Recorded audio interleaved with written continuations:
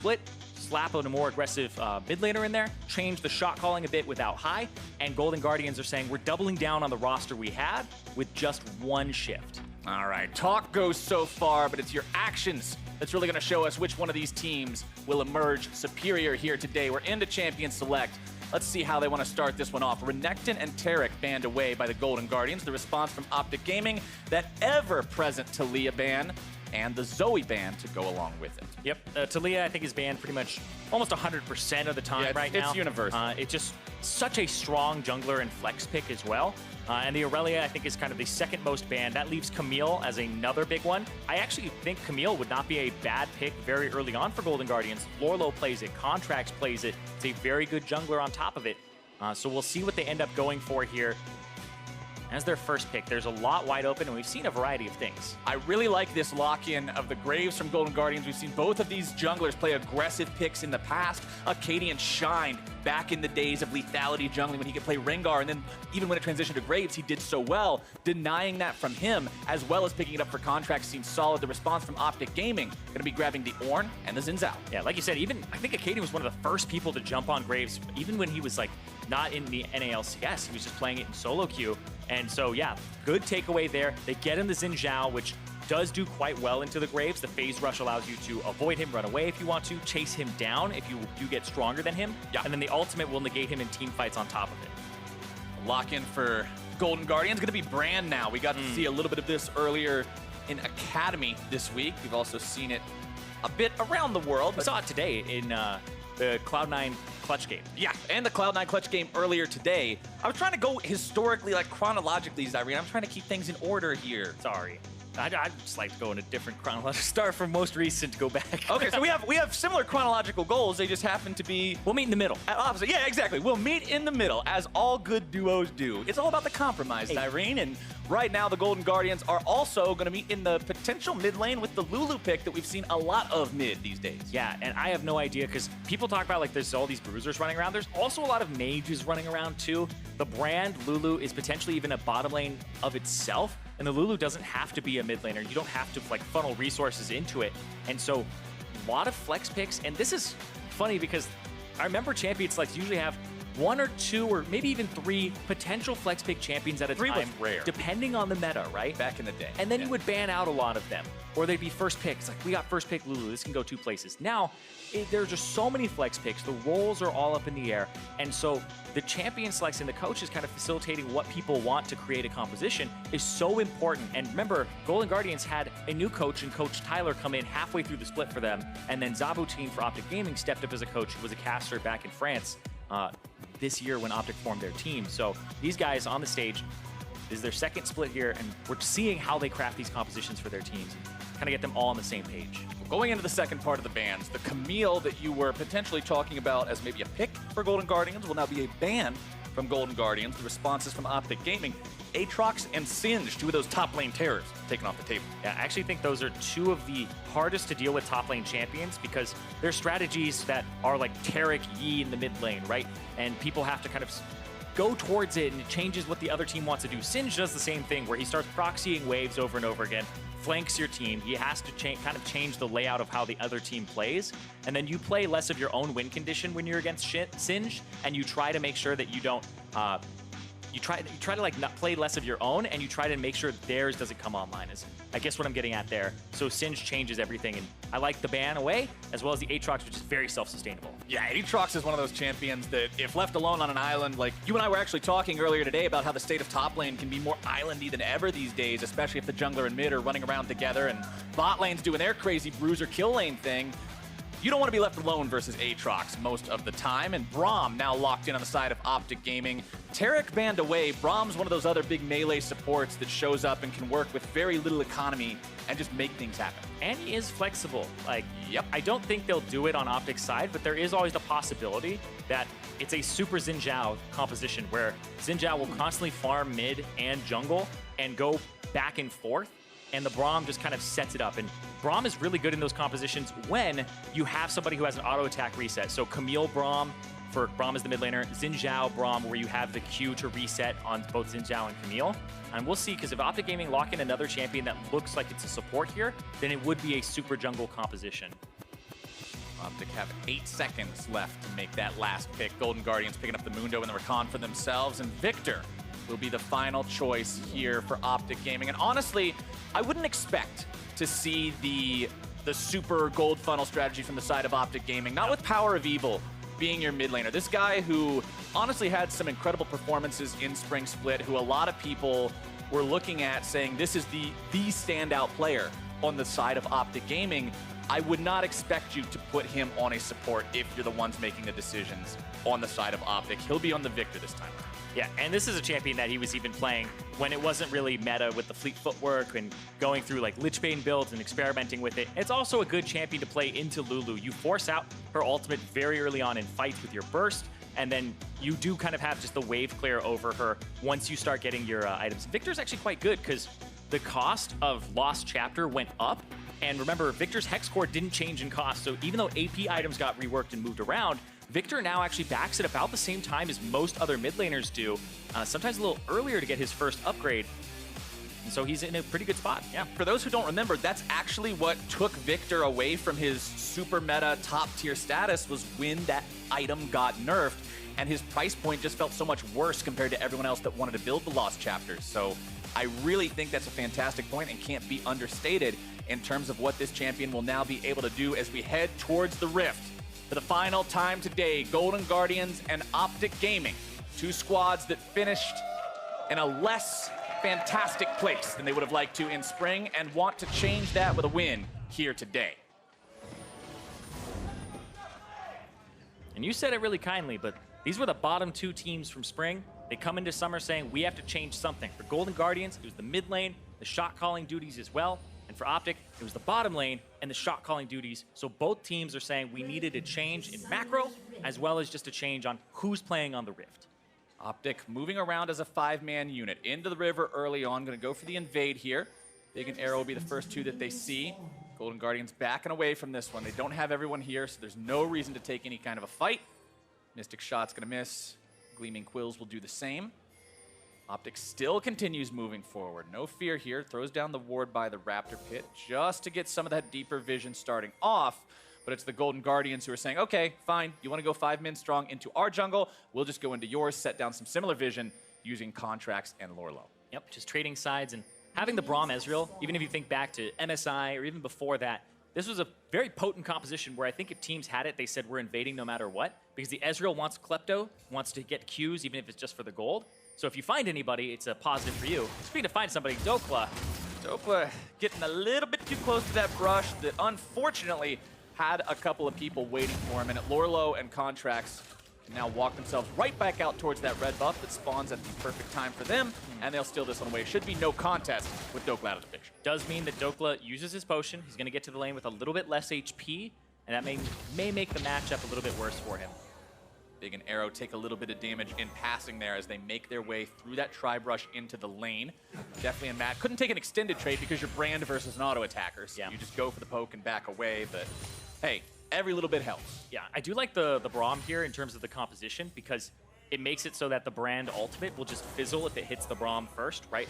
He has kind of the wind wall, or at least destroys projectiles on top of it. But you do have to watch out because this is the round him up, burn him down bottom lane where it's really deadly. The Rakan will go in with the charm, round people up, and then the Brand just throws out the ultimate.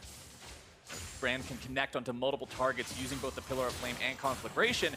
You can get multiple procs of the passive over and over and over again, and everyone has to scatter, or you're just going to see health bars explode left, right, and center. But if they can pull that off as this game goes on, things are going to go well for them. We'll see if that becomes the case or not. It's a very potent team fighting bottom lane, and Golden Guardians look a little bit more team fighty in their comp.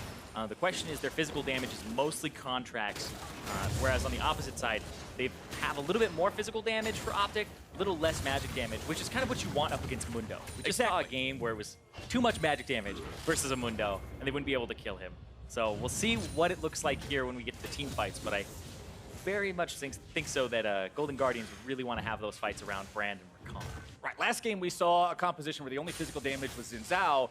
Going up against a Mundo, that makes Mundo nigh unkillable as long as he itemizes correctly and positions himself in the correct ways. So this time around, having Arrow on that Ezreal, being able to supply the extra physical damage should be a pretty big factor in those fights. And we're still seeing people, even though like people are talking about the meta is up in the air, on some champions that they're very comfortable on. Lourlo's still on a tank that actually has some kill potential in lane and out of lane. Contractz on an aggressive jungler. And then you have Matt on this champion that he gets to pull the trigger on. And I know Matt had some confidence issues last split in the middle in terms of his playmaking. And now that he's taken on a lot of the shot calling duties for Golden Guardians, I assume he's going to be going in with less hesitation. Speaking of shot calling and confidence, I like to see Big rotating around early like this. You talked about how this guy, the name Big is appropriate. He's got a big voice on the team. This is a guy that likes to be very communicative. He likes to talk to everybody else, make sure they're all on the same page. And now he's rotating around, seeing if maybe there's an opportunity to set something up. He'll be there. And he's a positive force on the team, too. He's somebody who's always positive. He's always kind of bringing people's spirits up. And OpTic, sometimes when you have those games that are close, hold on, Mickey trying to flash out. Wind becomes lightning, but lightning's not enough. Mickey walks away with 7 HP. That was so close. Like you said, single digits. They get dropped down to 3 exactly. And that is so close. The difference, that is just a minion auto attack. It is anything. Somebody looks at you wrong, you might lose 3 HP. Sometimes that happens, but still, it's so close. He blows the flash, though, and they get powerOfEvils and Akaadians. They force him back. He'll lose a little bit of CS since he's not running teleport in this lane. That's kind of what they get out of it here, and they'll see if there's a repeat gank. But this gives Contractz actually more pressure in the jungle, because it gives him the opportunity to go in when he has flash and chase down Viktor, chase down Zhao. And again, I'm looking at both of these junglers as aggressive junglers, and Akaadian in the mid lane has decided it's time for a return trip here against Mickey, who steps into the gravity well. powerOfEvil just gonna hang out, trade with him a bit there. OpTic aware that it seems like Mickey's a bit too far forward to be alone. They can smell something a little bit funny here. Which is funny, because this is just Mickey. Mickey plays this way back on Team Liquid Academy. I was watching him, and he's going past the halfway point. He's insanely aggressive all the time. If there's anything that you can say to define like Mickey's style, it's aggressive. Sometimes overly aggressive, but he is always pushing up. And if they have control of the river like they do, and you see on the Golden Guardians' right-hand side of the river, then you don't know exactly where Contractz is. And if you're trying to read Mickey, it's like the jungler's always there. Right. Which does make things very difficult, because although you think, oh, we should be able to punish him, sometimes it doesn't work out if the jungler is actually there. Contractz and Mickey now moving down together towards this bottom side.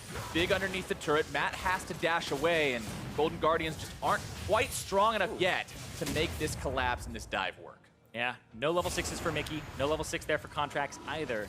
But once Matt gets level 6, that's kind of where it turns around and the engage becomes very quick. So if they're already making rotations like that and looking for the opportunity, that's good for Golden Guardians. Because remember, they weren't a very proactive team last split. They would kind of wait around, slowly lose their lanes. And OpTic were kind of too proactive. Akaadian getting caught out, not on the same page. And so the alignment is what you're looking for OpTic. Whereas Golden Guardians, you want to see those early moves. You want to see them often.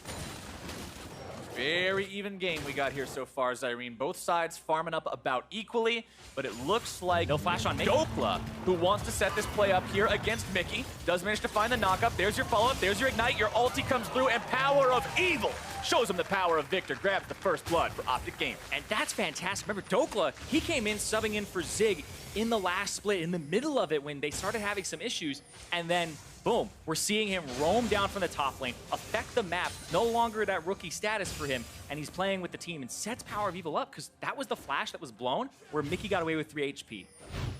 Let's take another look at exactly how they do it. There's the horn. There's the horn.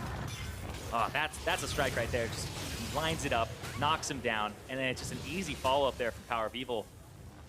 That Ornn engage range is gigantic. We're seeing why it's banned all the time. It's been seeing so much play for so long, and he's even sacrificed some CS to do that, to roam down from the top lane. Speaking of sacrificing CS, I want to reiterate the point that you mentioned earlier.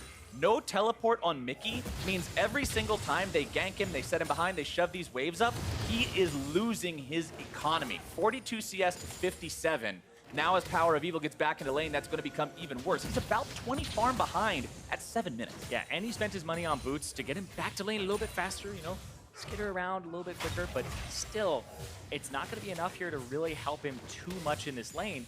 It's mostly just for Summoner Spell cooldown reduction, the movement speed to avoid the Viktor laser, and He's still taking boatloads of damage, though, because there's already the upgrades coming through for powerOfEvil.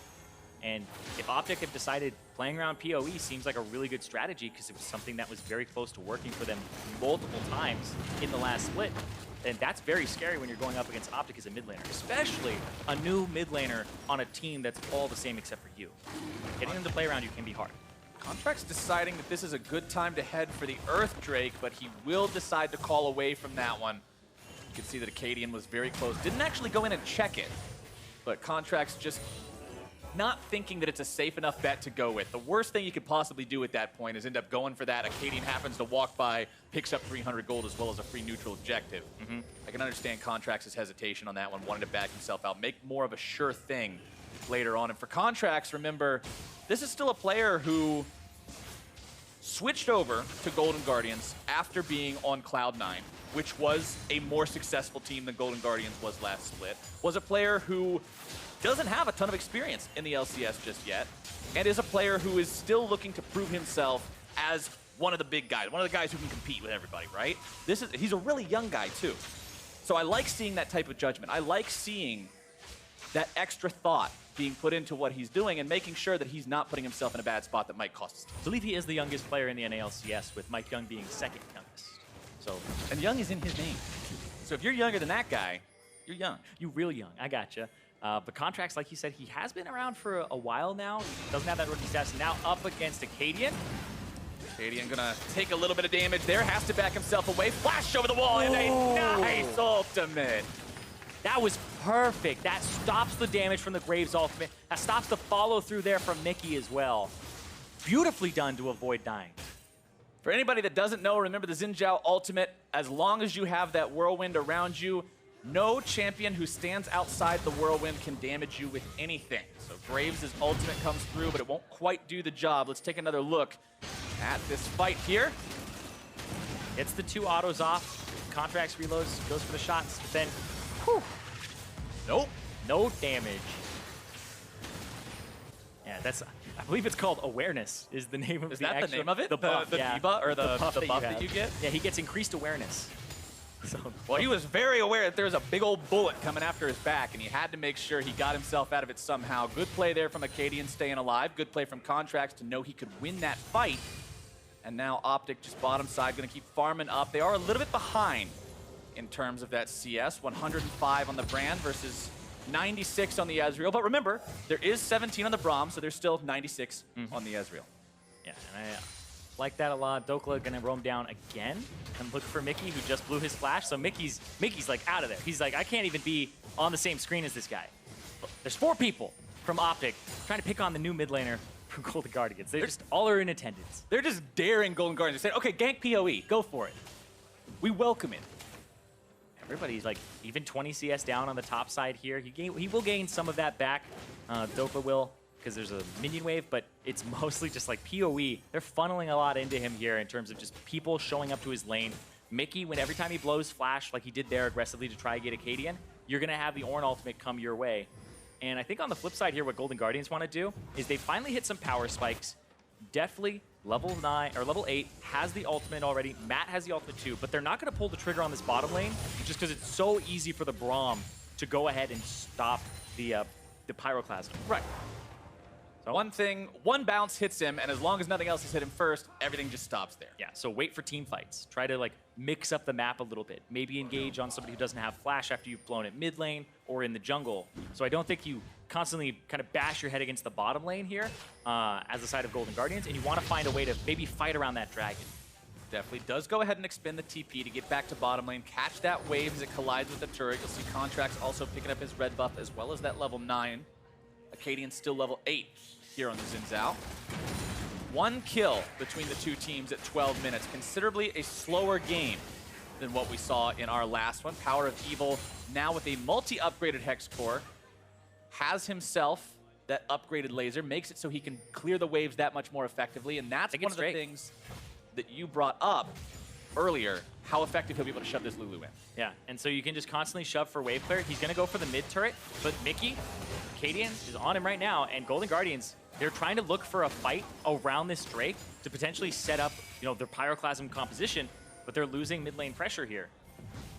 Mid lane very, very close to being taken down. Golden Guardians all hanging out in their jungle, keeping an eye out for OpTic. You can see a ward right there placed by OpTic that Golden Guardians are running around on top of. Pings coming out from the side of OpTic Gaming as well. They know where the Golden Guardians are. They're doing a good job of tracking these movements so far. And they see Braum is in the mid lane here. If Deftly ever catches Arrow with some abilities, he'd be very scared because he has the 2 penetration items right now. I'm actually just going to check. Arrow has 33 magic resistance.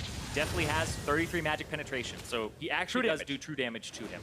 True damage from all spells. And remember, Brand's spells have quite a lot of damage just loaded into them at a basic level. The champion does, that's the one thing he does. He does a lot of damage and he does it very well. So you've got to be on the lookout for this guy if you put yourself in a spot where those combos can find their mark. Akaadian here in the mid lane. Well, they separated the Braum. They're gonna go for Arrow here. And they find this one. Arrow gonna be knocked up into the air. There comes your wombo combo. The damage coming out. The pyroclasm will seal the deal. Definitely grabs the kill on that one. Matt still gonna look to go even further with this. The Glacial Fissure finds the knock up. Big walks away, but he does so without his AD carry. As soon as they get separated there, Matt zones away Big to the top side, and then they go ahead and they turn onto Arrow, who looked like he thought he was safe. He had his flash available and thought he was going to be able to actually avoid that engage, and that he may have thought it wasn't even going to come out. Like, hits him. He's walking forward here, and he just gets charmed and locked up. And yeah, Matt actually rounds them up. Matt does a really good job there of, instead of just standing on top of the Ezreal, he runs towards Big to get the charm off on him as well, so that he can't disrupt or get in there as fast as possible. And even though Big did use the Unbreakable to block everything except that first bounce of the ult onto his AD carry, one bounce was all they needed to proc the passive, get the secondary explosion, and find the kill in that 2 versus 2. OpTic, however, with first turret under their belt, still has about a 1,000 gold lead as Golden Guardians again, make an attempt towards a neutral objective, but decide to back away. I mean, use those neutral objectives to bait the fights with Brand. That's actually what I think you should do if you're this team, is when they go for these neutral objectives like the Drake, go ahead and show up. And Brand is one of the scariest champions in the entire game to actually have walk up to your team as you're doing an objective. It's just like, I'm so sorry, Brand. We were just kidding, man. Yeah. Back up. No, that's your Rift Herald, Brand. We'll just go ahead and leave it alone. We'll see you later. Yeah, here they all come. Contractz and Mickey, the first 2 to show up to the scene. Definitely still coming up through mid lane there. Rift Herald down to about half HP. OpTic still wanting to keep going on this one. Matt has flash and ultimate. If he can reach carries here. But Matt might be in some trouble. Does end up popping the ultimate, trying to make something happen here. Akaadian gonna be protecting himself, utilizing the power of the ulti. Big gonna drop first. Lourlo here on the front line. Dhokla gonna be targeted next. Contractz having to run away from that power of evil ultimate. Lourlo taken very low. Akaadian having to run out here as well. Dhokla also gonna be down very low. Arrow grabbed the kill onto Lourlo, means this fight's gonna continue for OpTic. Over the wall goes the AD carry, stunned up and kept away as power of evil continues looking for even more. Man, and that was just the AoE. Cluster comes out there, and all of that, Contractz eventually gets the Rift Herald for himself. That fight was one that was just all over the place. And we'll see it one more time here, because Matt wants to get a clean engage, but he gets spotted. He gets locked up by Akaadian, flashes to the side, so that's down, so he can't reach the backline here, and then Deftly throws out the abilities. Big goes down, and then the pyroclasm comes down afterwards. Here it goes, bounces. Dhokla delivers it to Akaadian. It bounces between the 2 of them over and over again, so they have to try and get out now. But Lourlo is just getting pummeled as he tried to retreat to the bottom side of the fight. And Arrow wants to go in, and then gets stunned. So they are definitely playing the Brand quite well here, lining up the stuns, getting those cues to make sure that people can't continue. But also, he didn't use his pyroclasm immediately in the last fight. He waited for Big, the Braum, to just die, then he threw it out. Has to make sure he gets all those bounces. In a 2 versus 2, only getting 1 hit on the ultimate, not that big of a deal. Well, you know, unless you really needed it, I guess. Yeah. But in a big 5 versus 5 team fight, those bounces need to show up for that Brand to really carry his weight and do as much as Arrow on a traditional marksman is going to be able to do. Now in the mid lane, that Rift Herald looking to pay off. Needs a couple more hits to be able to take down this turret. But now the Golden Guardian's going to be in some trouble. Matt taken very low. Arrow firing off the True Shot barrage. Not quite going to find the mark. Everybody from Golden Guardians walks away. And the turret goes down in the mid lane. Yeah, they got themselves that turret.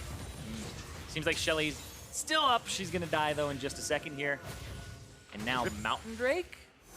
This Mountain Drake that's been alive for 18 minutes. It's so hard to approach, though. As OpTic, you really have to make sure you either get kills, because Now, Matt, he's in the base, and they kind of chunked him out, but Contractz, woo! Contractz goes into the pit very early here. No fear whatsoever. Akaadian taken so low as Lourlo now moves up to zone the rest of OpTic Gaming away. Mickey taken very close to death himself off to the side. powerOfEvil dropping the ultimate on that one to make it happen. As Arrow heads back towards the Drake, Akaadian showing back up to this one now as well. The Drake starts to reset, feels real bad, man, as the Golden Guardians swoop in now to pick up this objective that has been given over to them with OpTic's retreat.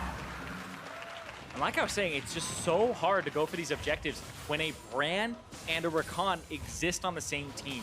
Like, I would be scared and I'm so paralyzed of actually trying to start it. As a shot caller, if you try to start that up, you could just lose the game straight off that. And I think that's what they're worried about here. And Dhokla was separating Deftly for a bit, but then as soon as he grouped up with the team, everybody just retreated on OpTic's side. And if you're OpTic, let's go back to what you were talking about earlier. You remember Spring Split. You remember all those close games. You remember 70 minutes against TSM, where any single decision could be the difference between winning or losing. And they want to make sure that that's not the case again, where you feel like you just lose by inches.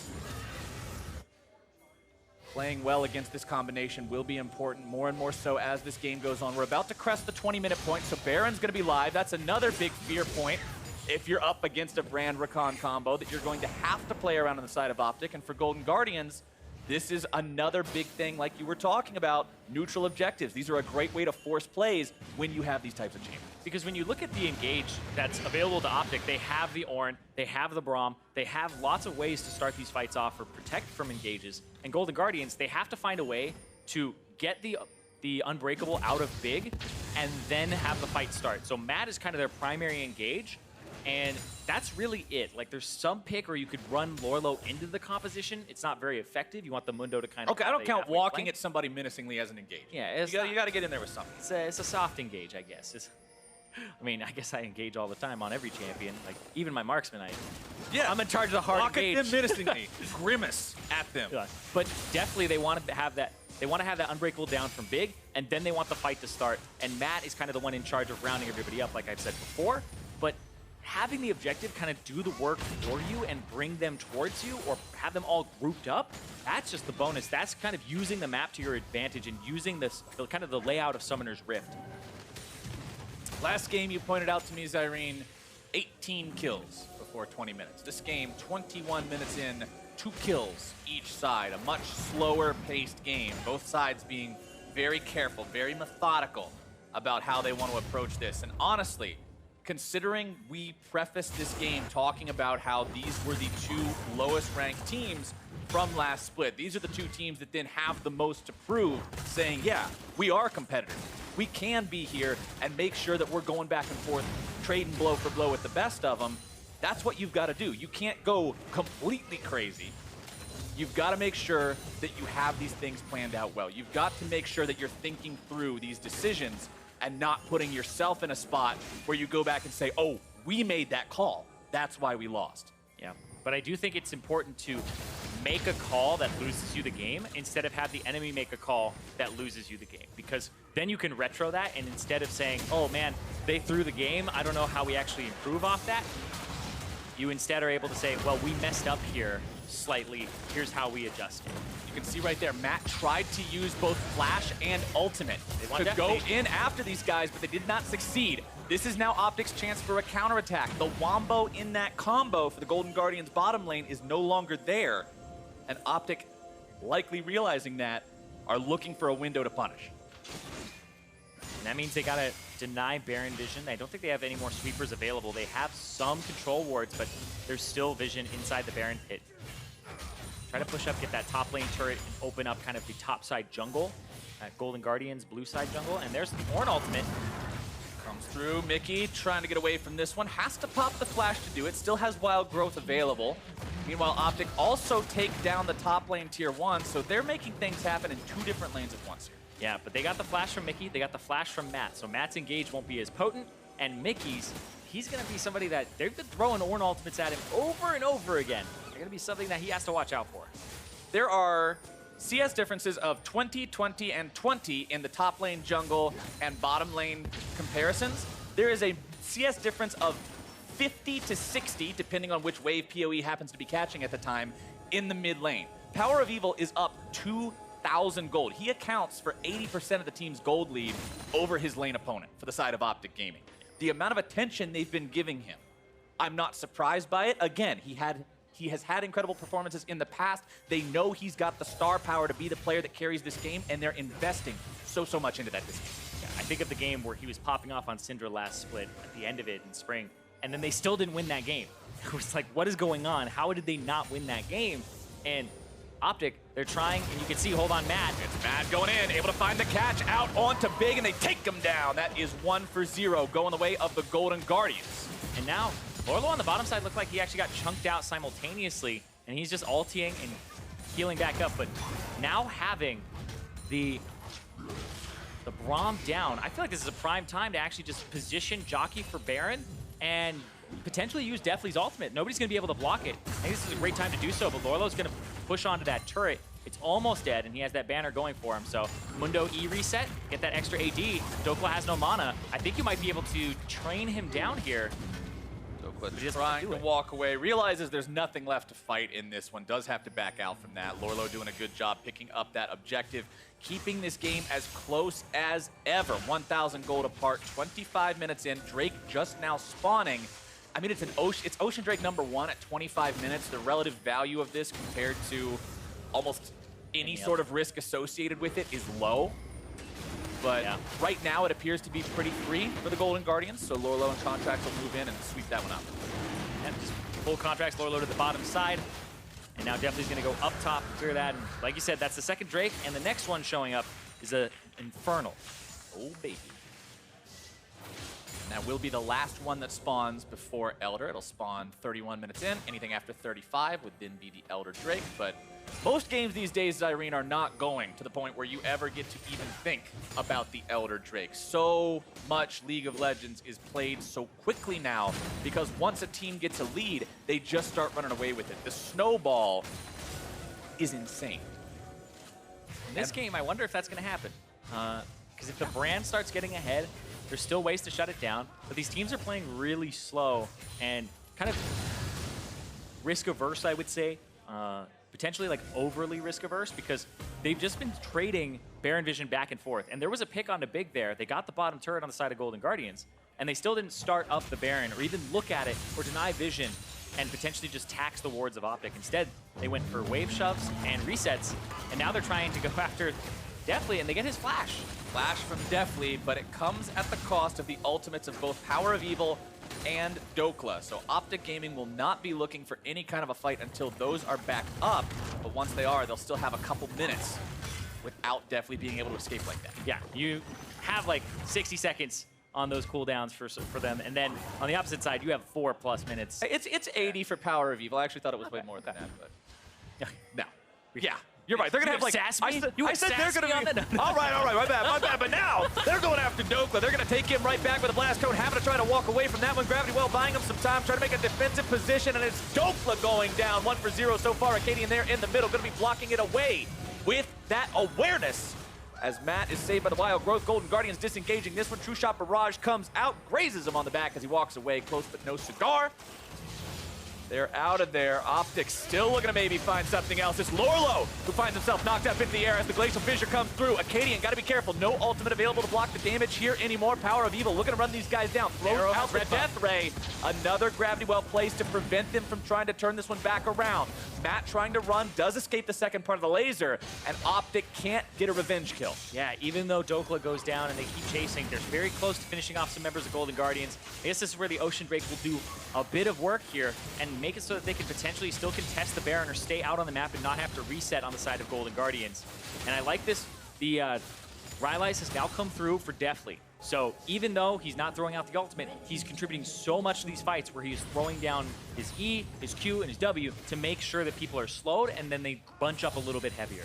And one thing I want to point out, simply because we saw so much of it at MSI and it hasn't been as prevalent lately just because the games have been so short, it is double tier Ezreal still for Arrow. The second tier is around 300 mana out of 750 charged right now, so it still won't be online for a little while. But if we do get one of those games that goes for 35, 40 minutes, Arrow's damage potential is going to be very high up against a team without a true marksman. Yeah, and when we have compositions that don't have marksman in them, Or Graves kind of counts, but... Well, I'm just saying, like, a bot lane marksman, a crit marksman, or somebody who's going to buy, like, these scaling items, these 2, 3, 4 item power spikes, right? Yeah. One of the big reasons is, of course, the items got nerfed, and the base stats from the ADs, or the marksmen, were nerfed as well. But it's that they used to turn on at 2 items. We had Zeal IE. And so everybody who's actually playing marksman right now is typically going for the Ezreal, the Kai'Sa, the Lucian. People who are going to build Blade of the Rune King, a Tyr, or a Rage Blade, and avoid kind of those 2 item power spikes or the 2 item power trough now, where you need 3 to really hit those big spikes. And so now we're seeing, once you get to that point, the marksman becomes worth it. If you can circumvent that early game and get there, you're going to dish out a lot of damage, but you have to get to that point. And so far, OpTic, they're almost there. And it's even the thing with Viktor. He's at that 3 item spike. He's got a lot of damage. Dhokla on the flank finds a 4-man knockup with the power of the ultimate, but there's no way for everybody else to get in there without running headlong into the Matt and Deftly combo. So OpTic doesn't want to go in any further on that. Dhokla returns back to the bottom side. Ornn ulti will be available for use again here in about, what would that be? A minute. Roughly there about. He does have some cooldown 60 reduction seconds? on that one. Yeah, 60 seconds, sure. I think that's what we're going to go with. Matt trying to go in, trying to make the play happen. Go for the wombo combo. The turret goes down there in the mid lane. PowerOfEvil able to drop the ultimate, only finding the damage down on the Lourlo. The Contractz will try to escape. Deftly already goes down. Arrow's still looking to chase one more mystic shot. Can't quite find it. Contractz still trying to get the hell out of dodge, and Arrow trying to prevent that as much as he can. Wants to continue this, tries to go for the mystic shot onto Baron to get the cooldowns. Contractz still too fast, but Akaadian says he's not fast enough. He picks up the kill, and OpTic Gaming have finally found their opportunity to head towards Baron. Brand dies without casting Pyroclasm. With Deftly out of the picture, you don't have that huge burst combo threat in that massive AoE. Baron down to 3,000 HP. Golden Guardians, no way into the pit, no way to contest, and OpTic Gaming have found their window. They've killed exactly who they needed to. They killed Deftly, the big threat who doesn't have flash from the previous Ornn ultimate, and then they kill Contractz, and they blow a flash to do it, but it's 100% worth it. You get the jungler off the table, you're good to go. But look at that, PoE with the flash away from Matt, who snap engages on Rakan. He can't find the engage because PoE outplays it, and then PoE's on the right, Arrow's on the left, and they are being flanked and pincered in as they committed for that dive to get that turret. And that's how Deftly dies. Deftly walks up trying to provide damage into this giant mess in the back, and powerOfEvil just sweeps that ultimate over to him, hits him with both parts of the Q, and that's all she wrote as OpTic Gaming marches down the mid lane now. 3 turrets under their belts. The Ornn horn is blown. They shoot down that second part. They look to grab some sort of a collapse onto Deftly. Can't quite get it. OpTic now backing themselves away. Got to be careful. Contractz coming in from the side. Big taken very low here. Deftly, again, nearly falls. Trying to chase after these guys. Has to be so very aware of his positioning. Mickey moving a little bit of a way up. Just trying to make sure there's no way for these guys to try anything coming back around from the flank. But it's OpTic Gaming who head down towards that Infernal Drake that has just very recently spawned. They pick it up for themselves, their first one of the game. And that will add extra damage onto this Zhao, onto this Viktor, onto this Ezreal, who are all pretty darn scary. Yeah, and they've gotten even scarier. We're seeing that Archangel staff very, very close, about 150 before it's Seraph's Embrace, so only about a minute more before Arrow will have that huge 3-item spike for Ezreal. But then on the flip side, Deftly, he's got a lot of damage from this Brand, but I'm looking at the build from Mickey. Yep. When I have a Brand, Mundo, Rakan, and Graves, I don't always think I'm going to buy an Ardent Censer. No. It's an incredibly supported build here from the mid laner. The Athenes into the Banner of Command, into the Ardent Censer, and now getting some substantial AP afterwards, but it just feels a little too defensive here against a composition that has some tanks in it, and you really do need to bring something more to the table. Putting too much on the Brand, I don't know who's going to be the best user of that Ardent Censer. It would just be Contractz, really. Maybe a little bit of the Mundo. And let's go back to what we talked about earlier about how the fact that Contractz is really the only physical damage on this team. I mean, you've got Lulu, you've got Brand, you've got Mundo who does a lot of magic damage. I guess he does physical as well with the Titanic Hydra and the E buff, but look at the itemization from Dhokla. Banner, Adaptive Helm, Abyssal Mask. He's not taking magic damage anytime soon. it is very, very difficult to do anything meaningful to this guy, as this bannered up Baron minion will do quite a lot to this turret. Similar story to what we saw in the last game, where even though the team itself might not have the tools to walk up and threaten the turret, all you need is that minion. Keep it alive, and you don't have to get in range of Matt's combo. Exactly. Takes away the backdoor bonus as well. And then you have this Lich Bane for the Viktor, PoE. Even though it looks like he doesn't do a lot of damage there to Lourlo, he does do a lot of damage to structures, as well as the squishies if he ever gets in contact with them. Pretty much anything but Lourlo. Look at that. Contractz, he just did a lot of damage to it. PoE, I do want to see his damage dealt after this game. See, is somebody that they put some resources into, and it's paying off. One last shot from that cannon minion does take down the inhibitor turret, and all they have to do is play Protect the President. The cannon minion's the president. Make sure he does whatever he needs. Oh, Mr. President! When you have an inting president. Feels bad, man. All right, OpTic Gaming. Let's see what they can do with the rest of this. They've still got Baron buff. Oh, never mind. I was going to read the timer, I know. And then it says 0, and I knew that it just wouldn't sound right. But OpTic Gaming, they get plenty out of that Baron buff. They get themselves away. They take down the first inhibitor turret, which is critical because it breaks that defensive line that can normally be so difficult to work around. Yep, and now they find themselves 4,000 gold ahead. They don't have the inhibitor down, so they don't have that kind of extra 6th man on the map. And they're going to have to start looking at these team fights again. The Brand, once again, becomes an issue, and they have to worry about how much damage he's going to be doing to their squishies. And let's see here. There's 1,800 gold on Deftly. He's pretty close to his Zhonya's Hourglasses, which I would assume he would go for next here and try to complete that. Speaking of Zhonya's, I also want to point out that there is a stopwatch on Akaadian's side. Even though he's not building towards a Guardian Angel, he just has it, so he can go in and do what he needs to do with reckless positioning and still have himself a way out. And the same thing with Lourlo. These guys who are going to be frontliners and jumping in will go ahead, and I believe Lourlo can actually pop his ultimate, and then if he's low, he stopwatches, and he'll just keep healing while inside of the Zhonya's. Because it'll work just like a Swain or something like that, right? I think that's... I would put money that that's correct. We'll see if I lose money later on. I don't see a lot of Zhonya's Mundos. I'm just saying. Yeah, it's a very rare circumstance that I'm not going to pretend like I'm very well versed. But I'm pretty sure it does. Just like Vladimir, you throw out the R, you Zhonya's, you get the health back, right? So we do have Baron coming up under 2 minutes now. Elder should also be hitting that point where we see his timer show up before too much longer. And with both Uber buffs soon to be on the table, the game is reaching critical mass. We're 5,000 gold apart. There we go. There's my Elder Dragon timer showing up. 5,000 gold apart. It's a lead for OpTic Gaming, but you still can't count out Golden Guardians, not with the Wombo combo potential we've been talking about this entire game. It's going to come down to who plays it right. We've talked about potentially playing this game too safe on both sides so far, and someone eventually has to make the call. Here's where we go for Drake. Here's where we go for Baron. Here's where we turn for the fight.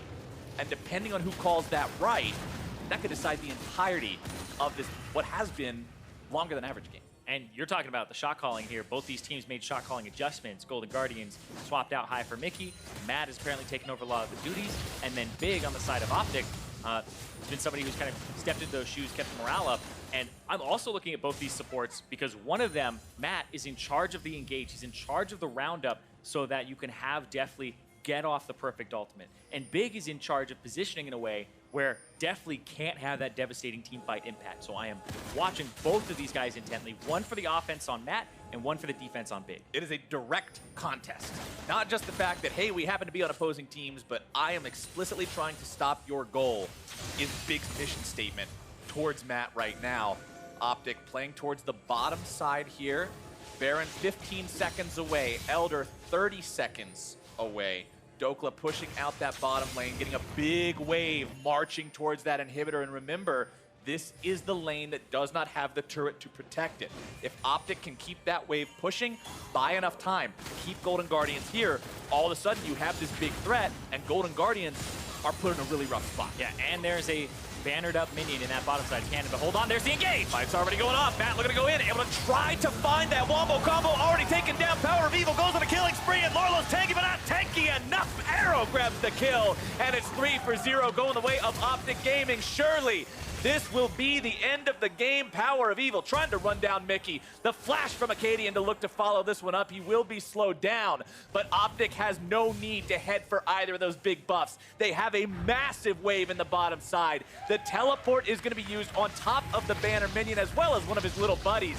as Arrow and Dhokla move themselves up. The rest of OpTic comes in behind them, and unless Mickey and Deftly can pull off a miracle, this is going to be game. See, there's 20 seconds on Contractz. Dhokla's gonna go straight for it. Definitely still has the ultimate, but I feel like if he throws down big, just negates it. There's this gigantic wave. They're engaging. No way out here for Golden Guardians. Forced back into their spawn platform. powerOfEvil again, just throwing down those defensive gravity wells, keeping them away. It was a long trek getting there, but OpTic Gaming find their first win of the split.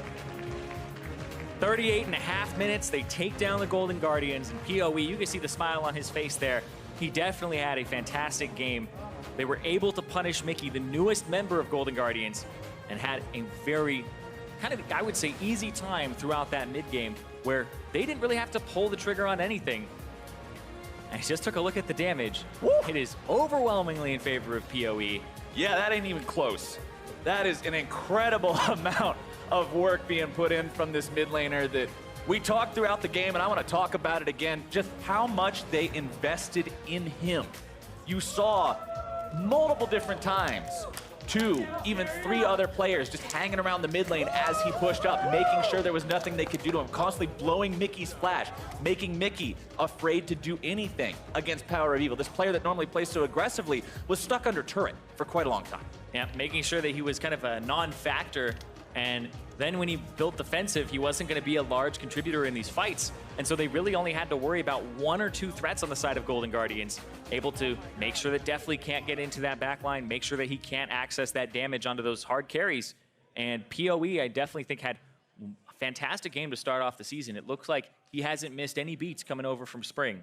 And the way that they played it, the slow way that they played it, whether or not you think it may have been too cautious or just cautious enough, I still never saw a fight where 5 people got grouped up into a Pillar of Flame conflagration, Pyroclasm, Wombo combo, and avoiding the Golden Guardians win condition like that and playing to their own is what got OpTic this win. Yeah, it was a good draft from them where they were able to kind of counter the Braum bottom lane, or the Brand bottom lane with the Braum. And it was really good from Big to be on top of that, the guard duty to make sure that they couldn't get that good engage, because the Brand has to step forward for it. As soon as he steps forward for it, it's going to get blocked, and then he's going to get engaged on. And at the end, we saw that Matt tried to make it happen. He did get a good roundup, but it was PoE and the rest of the team that just bopped Matt because people couldn't really follow him right in there. Brand, if he has to flash forward for that ultimate, is not worth it. And even though the game had a slower pace to it, whenever OpTic did find a win, it was an exclamatory win, not a declaratory win. It wasn't, hey, we killed 2 guys. It was, hey, we killed 2 guys, Baron. That's what I like to see. That's what I like to especially see in the opening week, because it shows a lot of promise heading forward. But now, to hear about their win, let's send it down to Avli and OpTic's newest member. Thanks, guys. Big congratulations on your victory. How are you enjoying your time on OpTic, and what's it like being the newest member? I actually love being with OpTic because Tristan's really funny, and Matt's, a musclehead, so you teach me a bit. Errol's just Korean, typical Korean guy.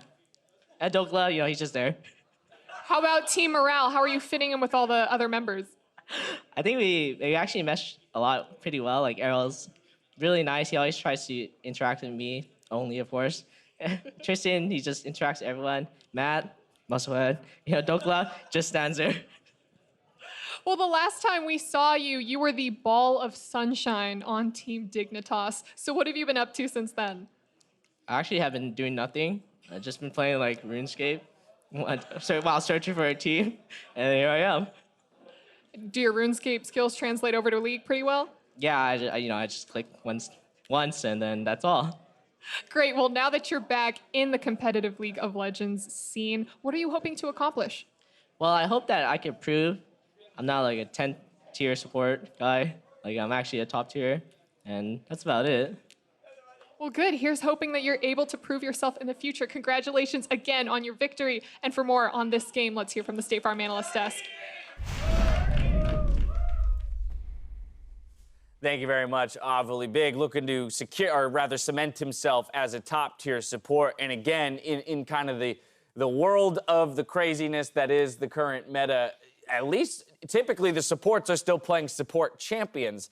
But the rest of the map that they have to work with, the idea that, typically being one of the people charged with the macro strategy for a team, supports, how do you even begin to tackle you know, how a team should work game to game to game, given a role like that when Yasuo's and role swaps exist. Luckily, he had a pretty big telegraph move where he's like, I press E when I see, you know, the brand's arm. You know, it's like the Gragas barrel. I'll block that thing. That looks like a good ability to block. So he had a little bit easier of a job than some of these other players have to deal with. This one was pretty telegraphed. Anytime the brand E, because it's so much of their team fight damage, gets blocked, it's good. Yeah, and this is coming off a game as well where we saw a Mundo and Trundle run over everyone because the other team didn't have damage. And this game, I think, was at least a lot more standard for how OpTic needed to play it. They had a bunch of damage on Viktor, they had a bunch of damage on Ezreal, and they weren't looking to make extremely aggressive plays, and honestly didn't have to. And it was on Golden Guardians to find the right initiations, and when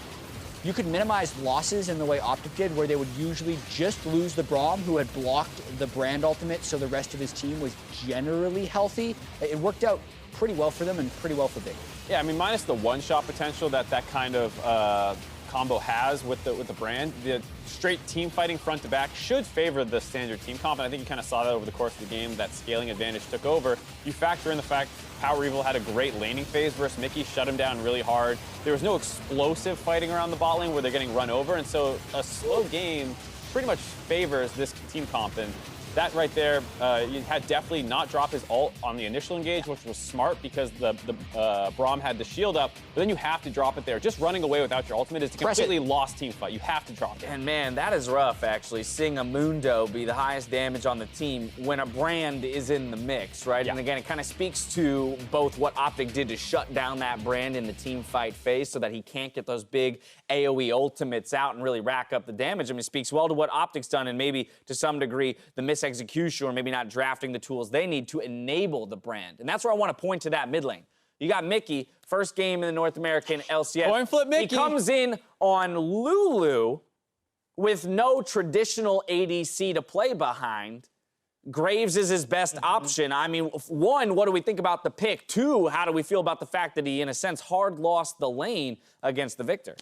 I mean, I don't hate the Lulu in the meta. I think there's a lot of champions that combos well with. Even Graves, yeah, sure. Just like you're there to enable him because he's a short-range champion, give him shields and HP. The Ardent Sensor is a little strange on him to me. He was losing lanes, so he didn't need any more damage. They have Brand and Mundo for magic damage, so I got the idea of it. It's just like you can't lose the mid lane that hard. Lulu is supposed to be a pretty, you know, safe, stable pick, which he got destroyed. He got focused really hard. I do want to give a little bit of credit to Akaadian for finding the right ganks, having good lane control for PoE to go to work, but that isn't how the matchup is supposed to play. Like, this is something we're actually pretty used to, is the Viktor versus the Lulu, and the Lulu should have more lane pressure than that. And that's one of the biggest things that actually allowed OpTic to extend this to a 38-minute game.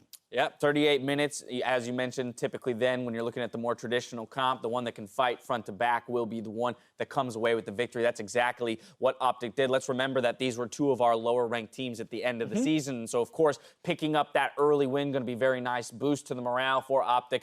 But in reality, I think when a lot of people look at the way League of Legends is being played right now, this is the time when squads like this should be able to pick up wins because things should be all topsy-turvy and being flipped on their head. And listen, today isn't necessarily what we expected because I know Mark and I hyped ourselves up by watching about 50 games of League of Legends around the world with LCK and LPL, and by the time we're seeing a game with an Aatrox top and a Nautilus Brand support, we're like, boring. Pretty boring, yeah. So our we had no perceptions super comps. Are a little colored, but it did feel like NA was a little bit tamer than what we expected. As you mentioned, no super comps, which are the gold funnel compositions we've seen elsewhere where one player gets 300 CS by 20 minutes and tries to hypercarry. And also, the more standard it looked, the more successful the team was. We saw 3 traditional marksmen win today. And we only saw, I think, like 4 of them played. So those were actually the most successful things, the things that people are practiced on, the things that they know how to move around the map on, team fight around, position around. That's what was winning. The other thing, too, is like the strange bot lanes that we were seeing. 2 of them were Brand, which we had already known about, that people talked a lot about. So it wasn't like there were a ton of surprises over the course of the day when, you know, like you said, we were all like, let's see what crazy stuff. NA's the craziest region. I think you got us beat today. Yeah, we say that, and of course, it's only day 1 for us. The rest of the league's mostly being concluded for their initial week, and so we'll see what kind of pops out tomorrow.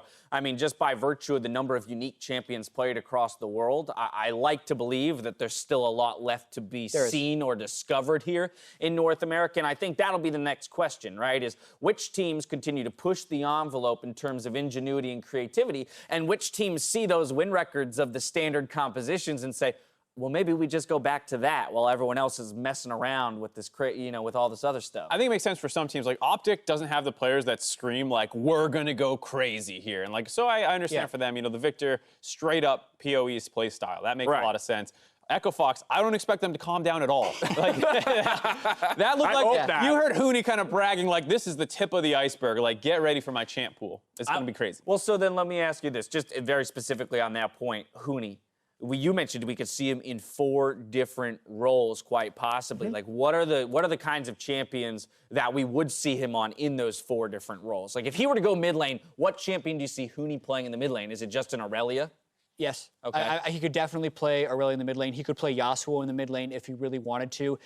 It depends on what you count a Karthus as, like the Smite Karthus, or the Smite Kaisa we saw. Right, is that the mid laner or the jungler? Exactly, because they bring double Smite, but he'd be positioned in the mid lane. Or you could consider a Graves or a Yi for him, which is another one of the gold funnel strategies. Those are the types of things that Huni could pull out. I think specifically, too, with Huni, it'll be a lot about what he's playing against. He's like a very counterpick heavy player, especially when he's in the top side. But that draft that we saw, it was clear you should not play Yasuo into Ornn. You should play the Mundo into Ornn. Well, he's the Yasuo player, so you move him around away from that Ornn pick. If the matchup were better in the top lane, he'd be fine taking it there as well. Yeah, absolutely. I expect him to move a lot more based off how the 2 champions interact than like maybe sometimes some big overarching strategy like the super comps, but otherwise it's probably going to be pretty counterpick focused. All right, well, what we're calling a tame day here in North America at the start of summer split. With the first day of the split behind us, let's review which teams made their fans proud. Clutch Gaming, Echo Fox, Team Liquid, TSM, and OpTic Gaming all started summer with a win, while the other 5 teams will get their shot at a win tomorrow. Let's check back in with our predictions, though, from earlier in the day as they fly up. How did the guest get 4? I'm honestly amazed that you guys the guest got 4. still somehow evened up at the end of the day. This is what we're talking about. It's a tame day. I thought with 4 different picks that we were going to have some crazy lopsided record. It is a tame day. You think it's like, oh my God, Mark and Jad are so different. We tied. But also our foreign representatives from the LCK and the LPL outdid both of you. They don't even watch this league, I don't think, gentlemen. Yeah, but they might have a better sense of the meta. Who knows? Wasn't Uzi's answer for why he picked OpTic over Golden Guardians? He's like, I don't think Golden Guardians was very good last year. Like, that was it. Last year when they didn't even exist. That'd be great. I mean, not bad. Yeah, I don't know. But hey, we're tied. Well done to the guests, getting us off to an early lead. That's who I'm rooting for this split. The 2 of you need to pick it up. So we're gonna keep varying it. Yeah, we are gonna keep varying it up. Can we nemesis draft the guest one week and see if we can beat it? That would be pretty good. I don't know. The amount of shenanigans that was cooked up last split makes me scared for like what the future goes when we're trying to push it further with guests. Yeah, just wait. The producers have lots of ideas. I'm certain of it. All right, we'll see if Mark or Jack can take a lead in predictions after the games tomorrow as we pull up the schedule. Presented by Jersey Mike's. First up, TSM and FlyQuest challenge one another on this new patch, followed by Team Liquid versus Golden Guardians. And 2 more matchups before we wrap up the first week of play with Cloud9 versus OpTic Gaming. Taking a look at our 5 scheduled matches tomorrow. What's the one that excites you the most? Ooh, I'm looking at COG 100 Thieves right now as far as what I'm going to have the most trouble predicting. The exciting thing is I just want to see Echo Fox again.